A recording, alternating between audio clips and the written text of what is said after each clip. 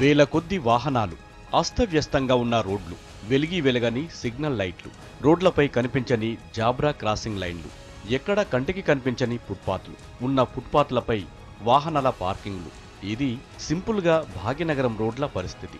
ఇంత heavy traffic ఉన్నా ఎక్కడా నడిచి వెళ్లే వారికి వేరే ఆప్షనే ఉండదు. ఇలా వాహనాల మధ్య నడక. ఇక రోడ్డు దాటాలంటే అంతే.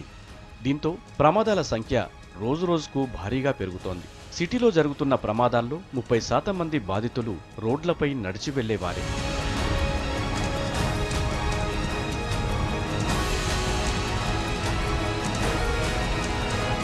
వెహికల్స్పై వెళ్లేవారికే తిప్పలు తప్పవు. ఇంకా కాస్త దూరం అలా రోడ్డుపై నడిచి వెళ్లాలన్నా ఏ వాహనం వచ్చి ఎవరిని డ్యాష్ ఇస్తుందో అర్థం కాని పరిస్థితి. ఇంత పెద్ద సిటీలో ఎక్కడో ఒక చోట తప్ప ఫుట్ఓవర్ బ్రిడ్జిలు కనిపించవు. ఉన్నా అవి కూడా ఎక్కువ మంది వెళ్లడానికి పనికిరావు. వందల సంఖ్యలో రద్దీ ప్రదేశాలుంటే పదుల సంఖ్యలో కూడా ఫుట్ఓవర్ బ్రిడ్జిలు లేవు. ఇక జంక్షన్ల పరిస్థితి అయితే మరీ దారుణం. రోడ్డు దాటాలంటే చుక్కలు చూడాల్సిందే.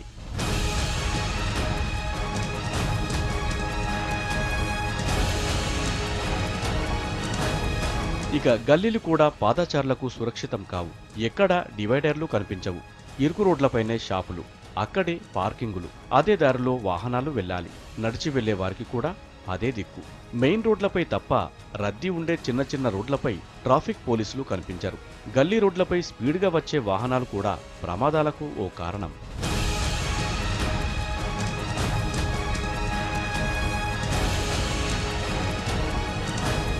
రోడ్లపై ప్రమాదాలకు గురవుతున్న పాదచారుల సంఖ్య భారీగా పెరుగుతోంది.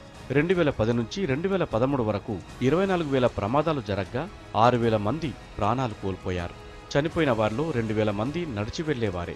Langar house to Golconda, KBR park to Jubilee checkpost, Sarathi studio to Sanjeev Reddy Nagar, Dilsukh Nagar to Musarambagh, Tadbund నుంచి Bowenpally, Karkhana PS to Secunderabad club, Rajiv Chowk to LB Nagar, Ashtalakshmi arch నుంచి LB Nagar, ECIL to Chakripuram రూట్లు ప్రమాదకరంగా తయారయ్యాయి.